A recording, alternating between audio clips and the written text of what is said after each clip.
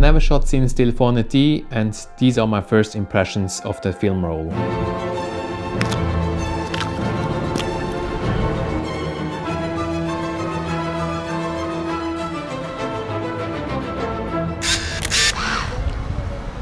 Hi guys, and welcome back to a new video. Today we're going to look at Cinestill 400D and my first impressions of the roll. And today we're going to put it into my Yashica T5 and walk through Zurich. So my first impressions of the film roll after I developed and scanned it at home, it has a little bit of a magenta shift. If we look at the picture of the two swans, you can see if I just load Negative Lab Pro and with all the standard settings, that it has actually a little bit of a magenta shift in the shadows.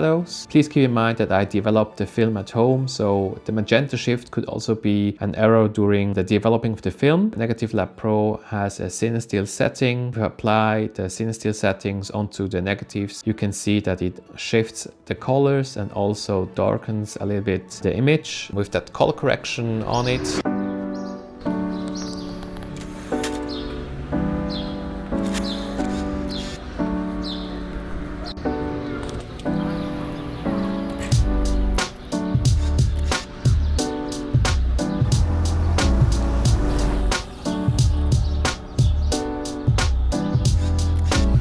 If we have a look at the converted image without any changes, you can see that the image is already pretty saturated and the blues are pretty strong in the sky. And if we apply our color correction and the Cinestill setting, you can see that it's a little bit more muted in the shadows, but the blues are still strong.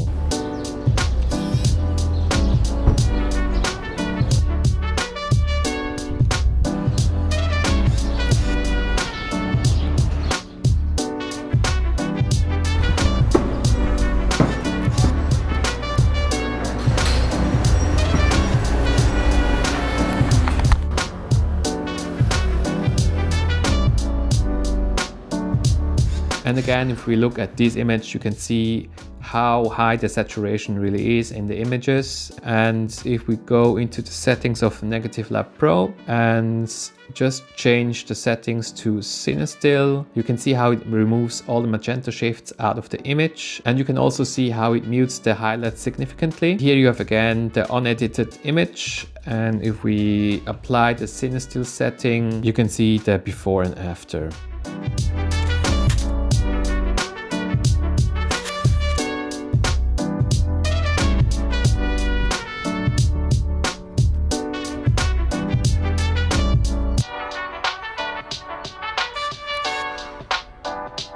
I want to test how the film would handle bright contrasty scenes. And if you look at the image again, you can see a little bit of a magenta shift in the midtones and the shadows. And if you correct that, yeah, it looks so much better. And still you can pull down the highlights a little bit and get back some information out of the negative.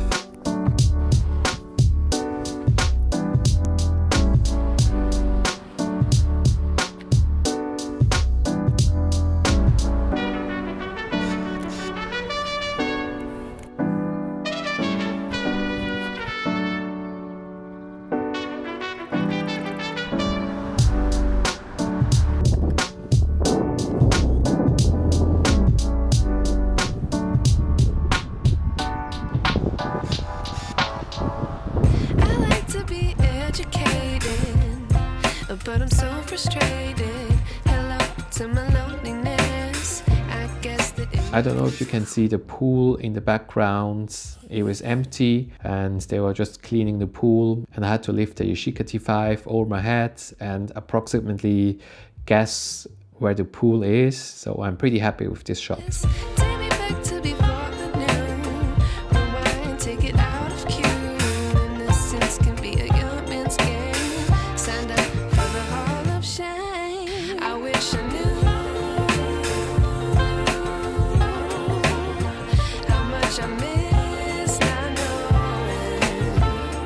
So we don't see a lot of these houses anymore in Zurich, and especially with the painted shutters on the windows. I wish the construction site on the left wouldn't be there, but otherwise it shows you that Zurich still has some of these older houses.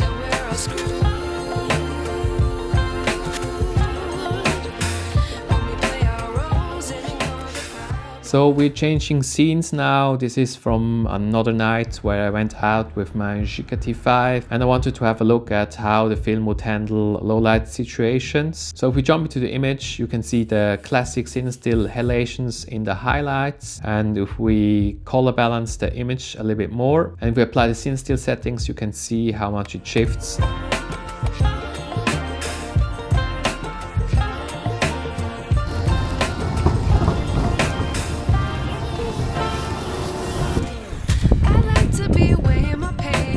And I went out on an overcast day, and if we have a look at the image, you can see there's still a lot of details in the shadows, especially on the left-hand corner, and a lot of details in the sky with the clouds.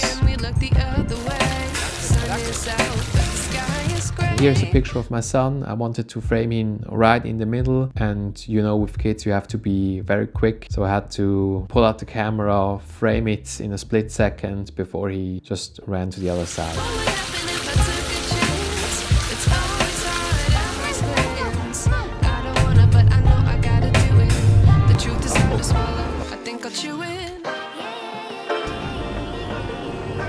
And now we're moving on from the city scenes into a little bit of more nature.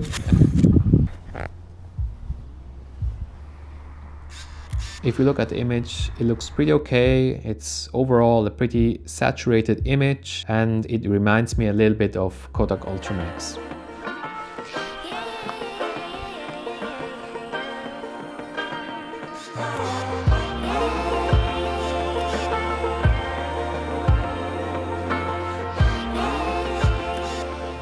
I found this pretty staircase in the old town of Zurich, and when I looked up I saw the window light on the top floor shining through and illuminated the center of the image.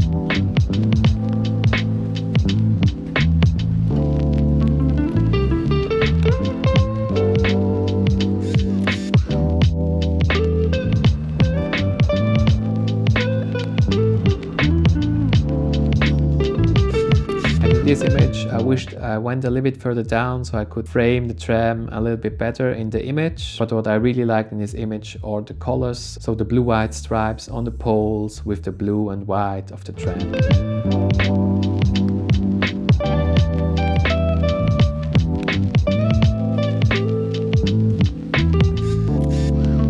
See the subject in the middle is perfectly exposed, but if you go to the edges you can see the drastic fall off of the light into the shadow.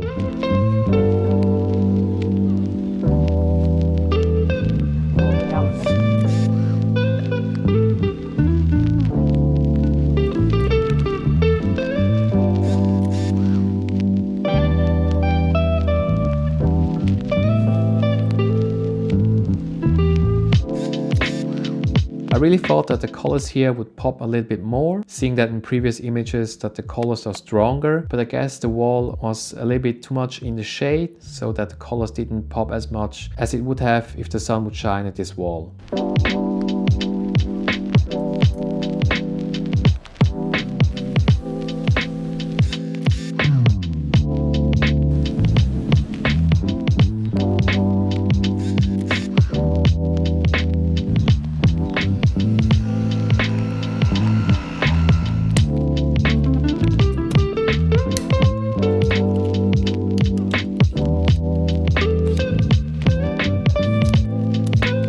So what are my final thoughts of the first roll of Cinestill 400D? Looking back at those images, I can tell that the film has a pretty high contrast. The images look saturated, but overall I think it's a pretty solid film stock. A little bit on the pricey side, especially where I live, and I can get Kodak Ultramax for cheaper. Would I use Cinestill 400D again? I would say yes. I'll make sure to buy a second or a third roll and give you my long-term review of the film stock. So that's it, guys. Thank you very much for watching, and I'll see you guys in the next video.